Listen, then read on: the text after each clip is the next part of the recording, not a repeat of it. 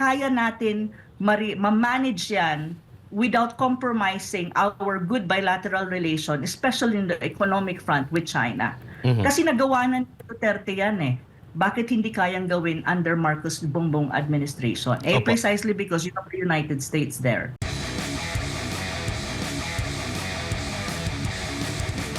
Pagdating po sa diplomasya, Prof, needed ba talaga na laging naisa sa publiko ang mga hakbang ng both countries? Kasi naitanong ko yan kasi nabanggit niya dito na laging may mga mamamahayag na lulan ang mga barko. Parang alam na kung ano na yung mga pangyayari or kung meron bang ano. Sabi naman ng iba, baka scripted na lang para at least gumawa ng aksyon. May balita dito na kinakawawa tayo ng China.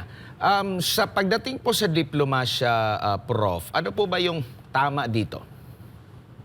Okay, ako kasi ang stand ko pagdating dyan sa issue ng South China Sea or any other dispute involving another country, as far as I'm concerned, ang tingin ko kasi ang mga dispute at conflict na tulad niyan, mas matibay, mas mainam ang tinatawag mong quiet diplomacy na hindi mo ginagamitan ng sobrang megaphone diplomacy na kung saan kumbaga, nagpo-provoke kasi yan ng batuhan from two sides. And at the same time, yung public opinion din ng both sides, mas nagkakaroon ng heightening.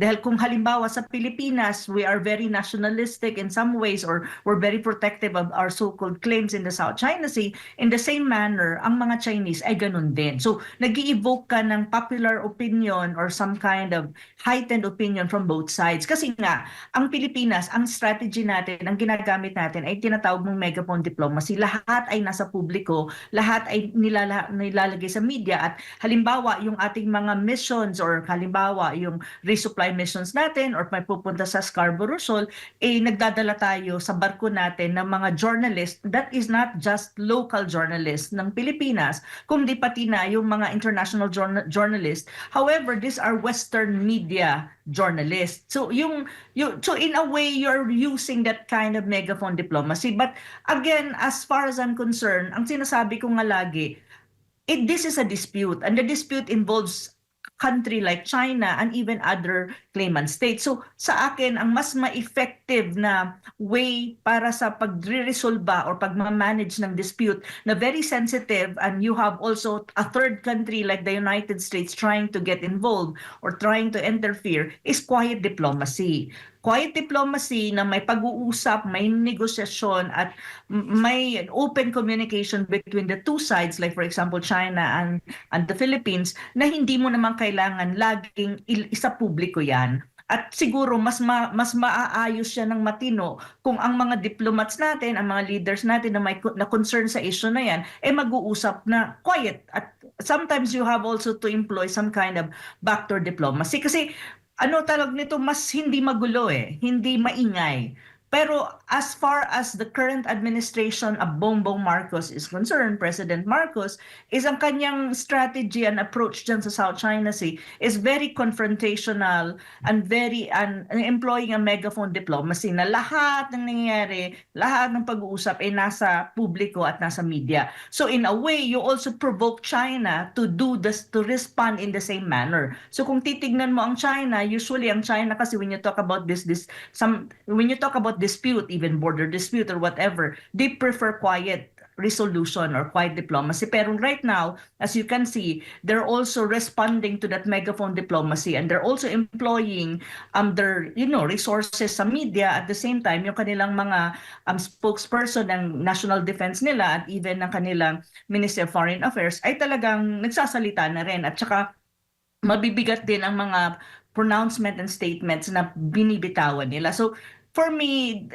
kung gusto nating maging effective and if we really want to resolve the conflict or at least to manage the dispute in the South China Sea na hindi tayo aabot sa escalation or heightening of the tension, I would advise to use a quiet diplomacy. It's more quiet diplomacy, negotiation, at saka open ang pag-iisip ng bawat sides. And again, it should not be a winner takes all kind of approach. It should be a win-win situation that both sides should meet halfway. you need to agree on certain things na both sides nagbe-benefit without compromising the claims. Kasi at the end of the day, yung claims talaga ng bawat isa dyan sa South China Sea, mahirap i-bridge. And also nag-iiba-iba. As I have said always, China has sovereignty claims over some parts of the South China Sea, which is higher claim, because that kind of claim means that they own some parts of the South China Sea. On our side, ang claim talaga natin is based on UNCLOS, and that's sovereign rights. Sovereign rights and sovereignty, again, are two different things. We have the right to explore the resources below dun sa mga kiniklaim nating area within our exclusive economic zone.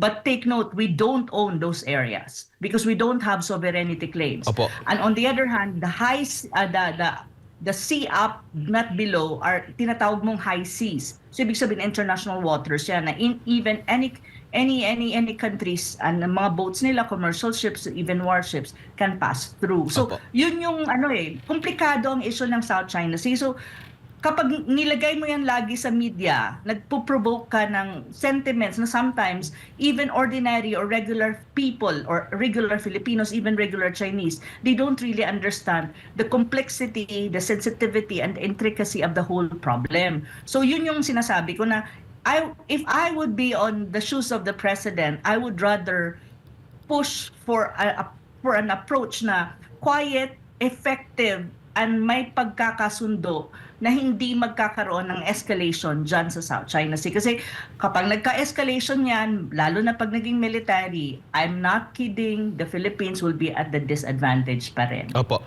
May tuturing po ba sa tingin po ninyo na pagtatraydor kung sa lihim na pamamaraan, hindi gagamitin yung megaphone diplomacy, hindi siya ibabalandra sa media, walang isasama, magkaroon ng peaceful talaga na negotiation. May tuturing ba ito na pagtatraydor, paglilihim sa sambayan ng Pilipino?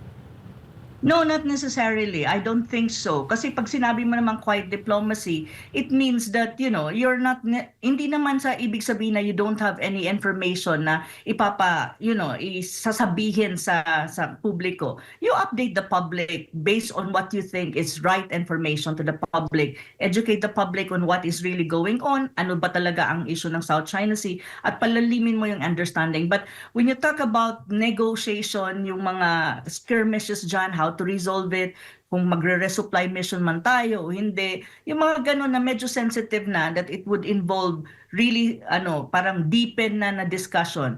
I don't think it should be out in the public anymore.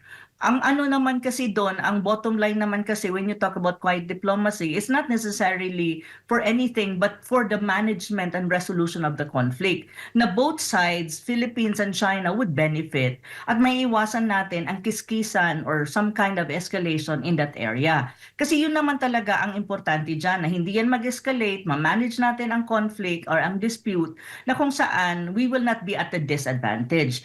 Pero kasi the more tayong gumagamit ng ganong klaseng megaphone diplomacy, actually it's not effective and you don't really push China to talk with you. Ang nangyayari kasi sa megaphone diplomacy, you push China to be in a hardline position. Pag nag-hardline ang China, ibig sabihin, they will push for whatever they want to do to protect their interests. At kapag ginawa nila yon, we will be really at the disadvantage. Ano yung mga examples ng hardening position ng China? Yung mga statements pa lang kanina ng spokesperson ng National Defense nila, 'di ba? Sabi nila ready sila at gagawa sila ng mga hakbang na mas malakas pa to ensure na mapoprotektahan nila yung kanilang tinatawag na claims dyan sa South China Sea. We don't have that resources. We don't have that force. Like for example, mas malalaki yung boats nila. Even the water cannoning of our boats, hindi natin nakakayanan. So, in a way, disadvantage talaga tayo. Kasi mas malaki sila, mas stronger yung force nila, may it be Coast Guard, may it be Navy. So, wala talaga. Yan naman talaga ang totoo. That's the reality. So, if you are at the disadvantaged position, when you talk about resources, when you talk about force in terms of Navy, in terms of Coast Guard, you find a way that you take the you take still the upper hand in a way na kaya mo pa rin makipag-negotiate na may advantage ka. And the only way to do that for the Philippines really is negotiation and diplomacy. And diplomacy, there are many levels of diplomacy. But Opo. for a dispute like this, quiet diplomacy talaga ang kailangan natin. We meet halfway. We actually meet halfway and talk to them na, we can manage this na hindi naman tayo kailangan i-water cannon nyo kami, papasok kami dyan, paano natin ito ma-resolutionan? Kasi I think the Chinese are open to this Opo. kind of negotiation. Pero pag prinovoke mo sila, they will also respond in a way na gagamitan talaga tayo ng lakas na Opo. hindi naman natin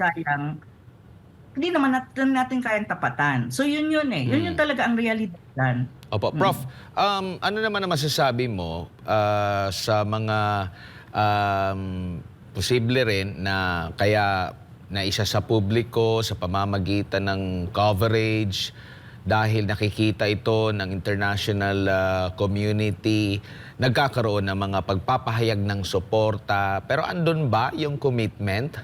Kasi parang ang nakikita natin hanggang bibig lang. Sumusuporta sila sa atin, lalo na sa laban dyan sa West Philippine Sea. Pero itong mga nagpapahayag ng mga suporta na ito, matindi rin yung kanilang ugnayan with China in terms of ekonomiya. Yun na nga ang mahirap dyan. Kasi like for example, ginagamitan mo itong media and megaphone diplomacy. Pag nagkaroon ng kiskisan dyan sa South China Sea, nagkaroon ng water cannoning sa boat natin kasi gusto natin pumasok halimbawa ng Scarborough Shoal. After that, there will be media press conference with media release.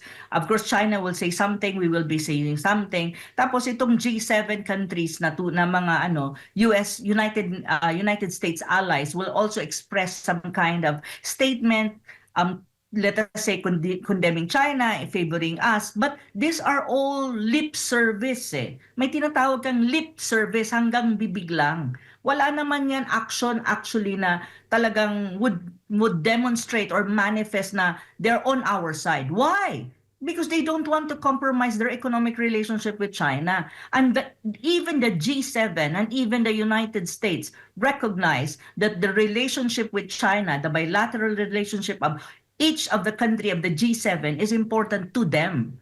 Of course, they will protect their own interests. And in their interest, it's not good for them to have this kind of direct confrontation with China over to defend us over the South China Sea. I don't think so. That is not how countries, how state behave.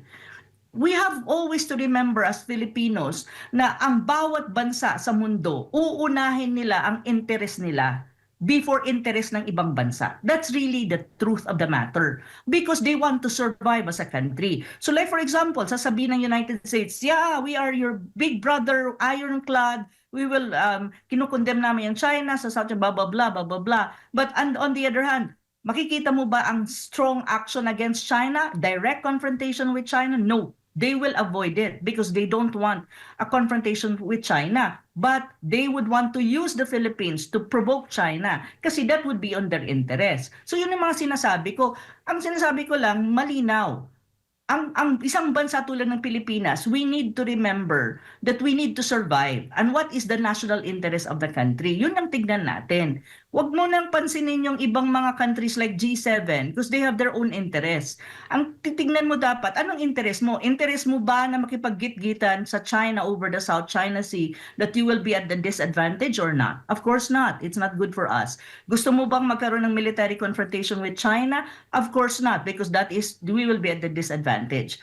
At maaasahan mo ba ang G7 in terms of concrete action, fighting, and even waging a war for us over the South China Sea? Of course not. They will not do that. That's one thing that I'm sure about it. So yun yung sinasabi ko. So itong mga pronouncement, lip service yan eh.